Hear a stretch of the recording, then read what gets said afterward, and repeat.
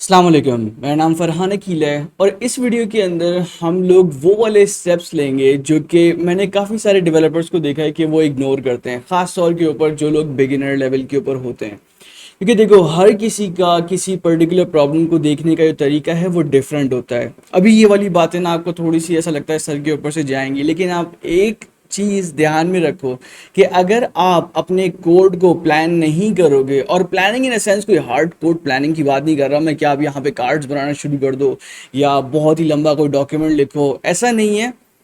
मैं जिस प्लान की बात कर रहा हूँ वो सिर्फ बुलेट पॉइंट्स के अंदर उन फीचर्स को मेंशन करना है जो कि आपके करंट मॉड्यूल का पार्ट है, और उससे आपका जो डेवलपमेंट टाइम है और आपका उस मॉड्यूल को जो देखने का वे है वो बिल्कुल चेंज हो जाता है। सही है। काफ़ी सारी जगहों के ऊपर आप लोगों ने ये वाली चीज़ नहीं सुनी होगी कि कोई ऐसा करता भी है, लेकिन मैं पर्सनली ये वाली चीज़ करता हूँ और मुझे इसका फ़ायदा ये होता है कि मैं किसी बड़े मॉड्यूल को जो है वो उसको कि वो कितना बड़ा है मैं उसको ही देखता ही नहीं हूँ, तो ये नज़रिया ही चेंज हो जाता है। मैं समझाता हूँ वो किस तरीके से है। ठीक है, शुरू करते हैं।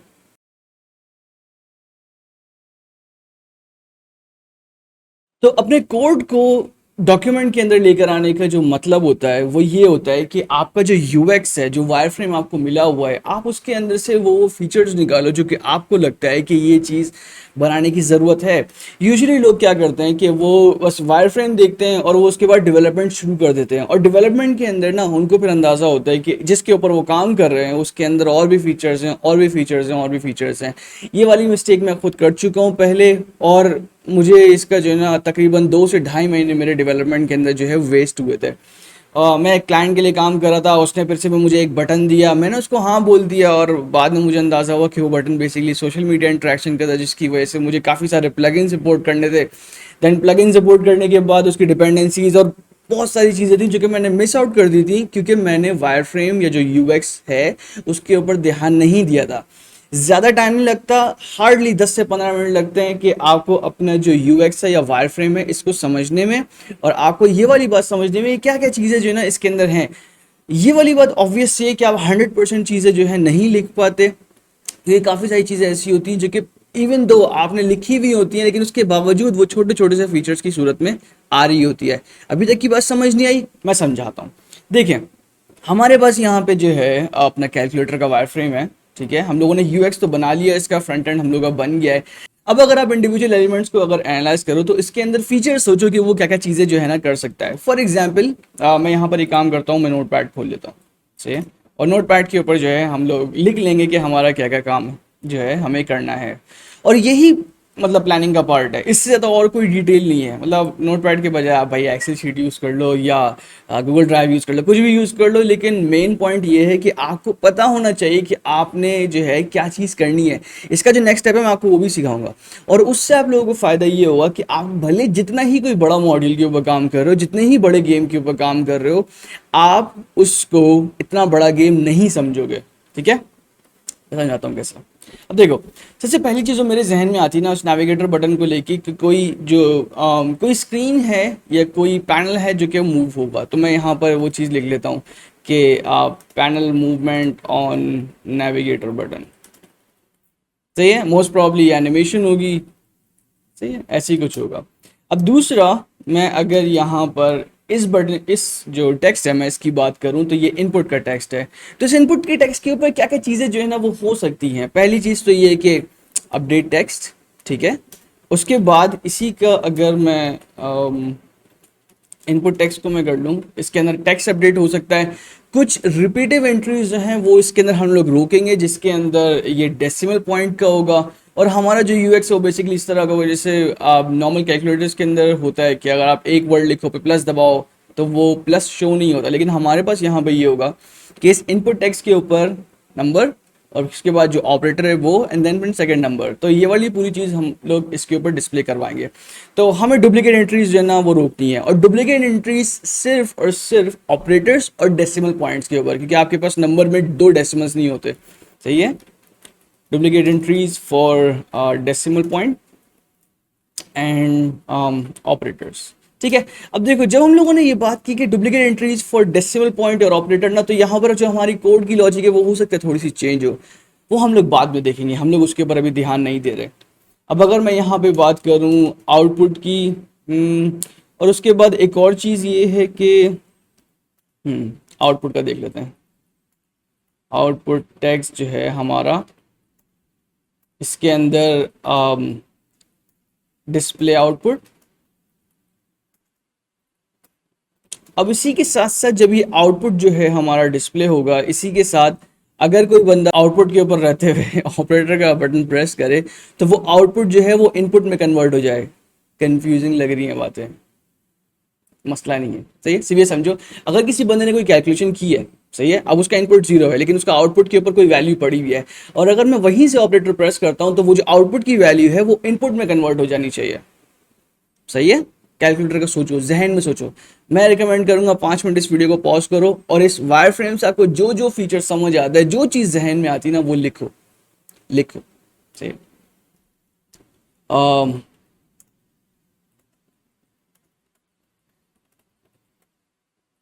Input, if the input is zero and output has a value. अब इसका मतलब सिर्फ ये है, ओ मैं अभी इसको जो है, मुझे अभी सेव करना है इसको। अब इसका मतलब सिर्फ ये है कि अगर इनपुट हमारा जीरो है, इसका मतलब है अभी अभी हम लोगों ने जो ना इक्वल्स का बटन दबाया है, ठीक है, तो इसका मतलब हमारी कैलकुलेशन हो गई है, आउटपुट के अंदर कोई वैल्यू है लेकिन इनपुट हमारा जीरो है, सही है। क्योंकि हम लोग ये करेंगे कि जैसे ही हम लोग इक्वल्स का बटन दबाएंगे तो हम इनपुट को क्लियर कर देंगे और फिर उसके बाद जो आउटपुट है उसको एक वैल्यू हमारी आ जाएगी, सही है। अब नेक्स्ट चीज हमारे बटन्स के लिए है। बटन्स के अंदर ऐड नेगेटिव के अंदर सबसे पहले क्लियर को देख लेते हैं, सही है। क्लियर क्या करेगा? क्लियर का जो बटन है ये बेसिकली जो इनपुट टेक्स्ट है, change input text into this, ठीक है। मतलब हम लोग एक एम्प्टी जो है वो स्ट्रिंग डाल देंगे अपने इनपुट टेक्स्ट के अंदर, ठीक है। और फिर उसके बाद अगर ऐड नेगेटिव का जो बटन था हमारा,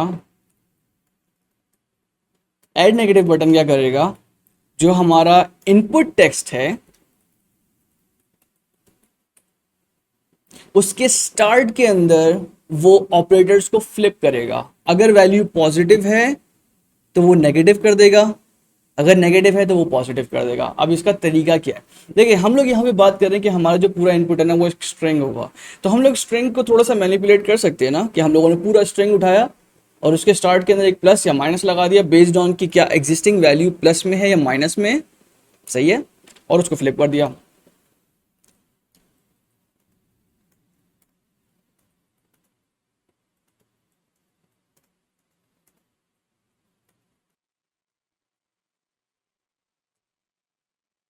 ठीक है, तो ऐड नेगेटिव का बटन जो है वो ये करेगा। देन फिर अगर हम लोग इरेज बटन की बात करें तो ये क्या करेगा कि जो पूरा एग्जिस्टिंग इनपुट टेक्स्ट है उसके अंदर से जो लास्ट एलिमेंट है, मतलब जो लास्ट कैरेक्टर है, उसको ये रिमूव कर देगा। अब हमारे पास आ जाते हैं ऑपरेटर्स। अच्छा, ऑपरेटर्स के दो जो हैं वो पॉसिबल सिनेरियोज हैं कि दो तरीके से ना ये यूज हो सकते हैं।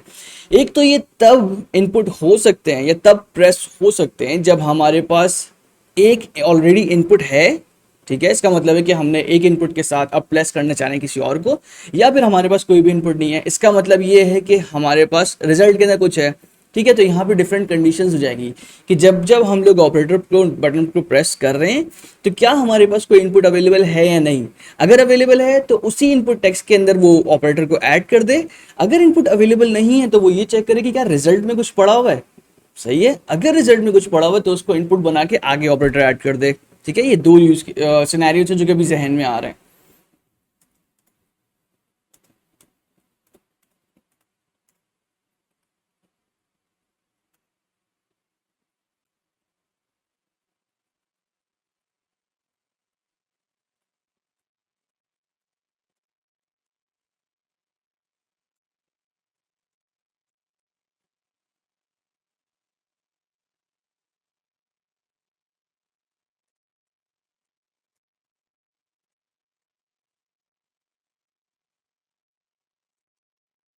ठीक है, अब अगर मैं बात करूं इक्वल्स टू के साइन की, ठीक है, जो इक्वल्स टू का हमारा बटन है, इक्वल्स टू का हमारा जो बटन है, ठीक है, इक्वल्स टू के ऊपर हमारे पास कब कब होनी चाहिए? एक तो हमारी कैलकुलेशन हम लोगों को करवानी है, लेकिन कैलकुलेशन तब हो जब हमारे पास कम से कम जो है दो इनपुट्स हों, ठीक है, ये वाली चीज ध्यान में आ रही है।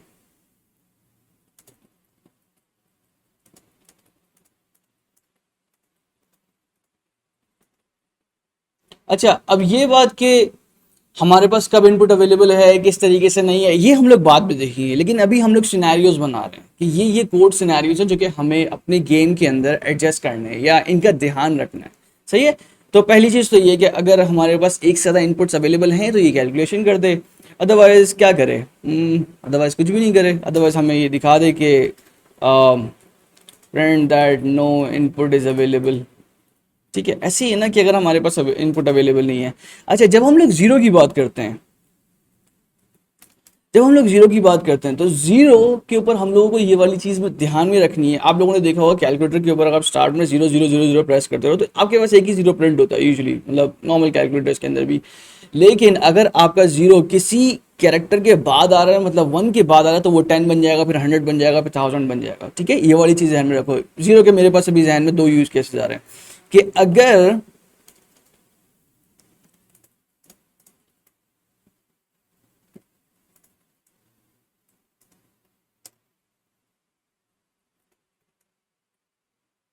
अच्छा, ऐड वन जीरो का मतलब ये नहीं है कि हर बटन प्रेस के ऊपर ये एक ऐड करेगा, ऐसा नहीं है। ऐसा है कि हमारा पूरा जो इनपुट है वो जीरो ही रहेगा अगर हम लोग 0 0 प्रेस करते रहें। सही है, इसका मतलब है हमारे पास कोई एग्जिस्टिंग इनपुट अवेलेबल नहीं है, जैसे ही हम लोग 0 0 प्रेस करते रहेंगे तो वो बस 0 0 ऐड करता रहेगा। लेकिन अगर हमारा कोई और जो है नंबर ऐड होगा तो वो उस जीरो को रिप्लेस कर देगा। ठीक है, तो मैं यहाँ पर नंबर के बटन करता हूँ।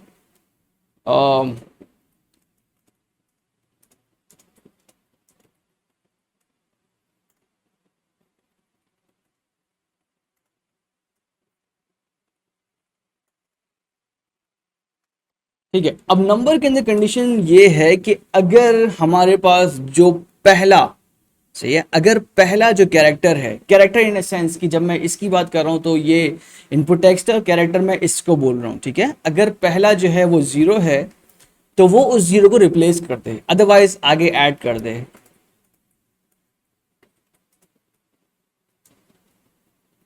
अच्छा, if the first character is zero, या फिर अगर जो हमारा इनपुट है उसकी लेंथ ही वन है, अगर लेंथ वन है और जो कैरेक्टर है वो जीरो है तो फिर हम लोग को रिप्लेस कर दें।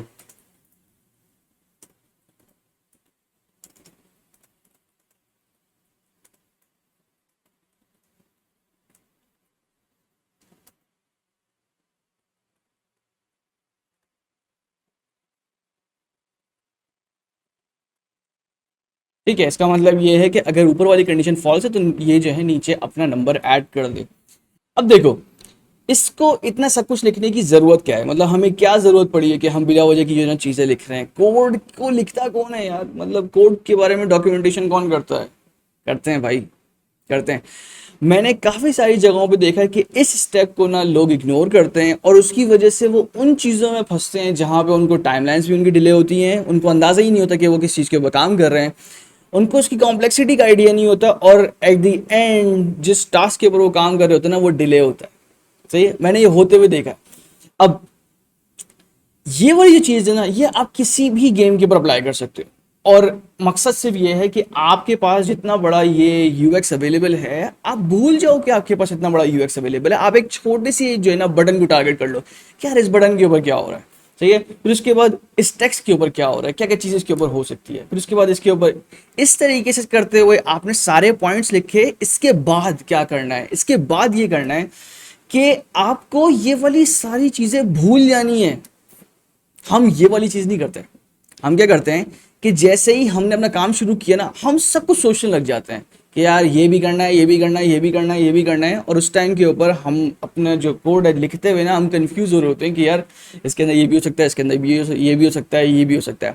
जब आप इस तरीके से अपनी जो लाइंस हैं, वो कोड की जो मैकेनिक्स हैं वो लिख लोगे, तो जब आप डेवलपमेंट शुरू करोगे तो आप स्टार्ट से काम करना शुरू कर दो या फिर कोई भी एक पॉइंट पकड़ लो। लेकिन रूल ये बनाओ कि जब एक पॉइंट के ऊपर आपने काम शुरू कर दिया ना, तो बाकी सारे पॉइंट्स को इस तरीके से इग्नोर करो कि समझ लो आप ऑनलाइन गेम खेल रहे हो।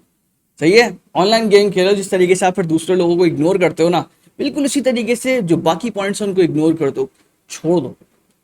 मतलब सोचो ही नहीं उनके बारे में कि जो है ना आपके पास कोई और काम है करने के लिए। इस तरीके से ना डेवलपमेंट करके देखो। सही है। मतलब कि आप ऐसे पॉइंट्स बनाओ, उनके ऊपर लॉजिक्स बनाओ, और जिस टाइम के ऊपर इस लॉजिक के ऊपर काम कर रहे हो ना, बाकी किसी चीज़ के ऊपर ध्यान नहीं दो कि यार ये लास्ट कैरेक्टर मुझे रिमूव करना है, ये मैं टेक्स्ट में ही ना कर लूँ। भाई नहीं करो। सही है, नहीं करो। इस तरीके से आप मतलब देखोगे कि आपका जो डेवलपमेंट टाइम है वो बहुत कम हो जाएगा। ये वाला स्टेप मुझे आप लोगों को एडिशनली सिखाना था, क्योंकि मैंने बहुत सारी जगहों पे ये वाली हरकत होती हुई देखी है। इवन मैंने सीनियर लोगों को जो है ना ये वाली हरकतें करते हुए देखा है कि वो डेवलपमेंट शुरू कर देते लेकिन उन लोगों को आइडिया नहीं होता। वो बोल देते कि जो है इतने टाइम के अंदर ये वाला काम हो जाएगा, लेकिन वो बाद में फंस जाते हैं। बोलते हैं कि यार ये काम मतलब लेंदी है, कॉम्प्लेक्स है।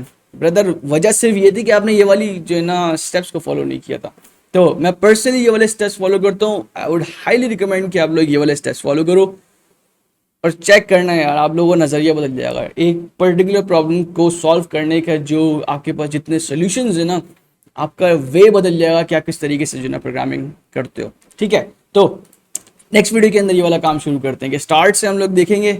अभी मैं बोलूँगा यार ये पैनल मूवमेंट जो है ना इसको बाद में देखिए, क्योंकि अभी जो हमारे पास ज़्यादा काम है ना वो डेवलपमेंट साइड का है। तो कोई भी क्वेश्चन है भाई पूछ लो। ठीक है, कंफ्यूजिंग है ये वाली क्लास तो काफ़ी कंफ्यूजिंग हुई, लेकिन एक से ज़्यादा बार देखो, प्रैक्टिस करो। आई एम 100% श्योर कि ये वाली ये चीज़ है ना, ये आपका आगे का जो स्कोप है या जहन जो है ना वो बहुत ज़्यादा चेंज कर देगी। मैं जवाब दे दूंगा किसी भी क्वेश्चन का। फेसबुक ग्रुप है, डिस्कॉर्ड का चैनल है, और फिर उसके बाद मतलब नीचे कमेंट सेक्शन है, आप पूछ लो, मैं आपको जवाब दे दूंगा। सही है। बाकी ये कि शेयर करना है इसको, और इंशाल्लाह नेक्स्ट क्लास में मिलते हैं।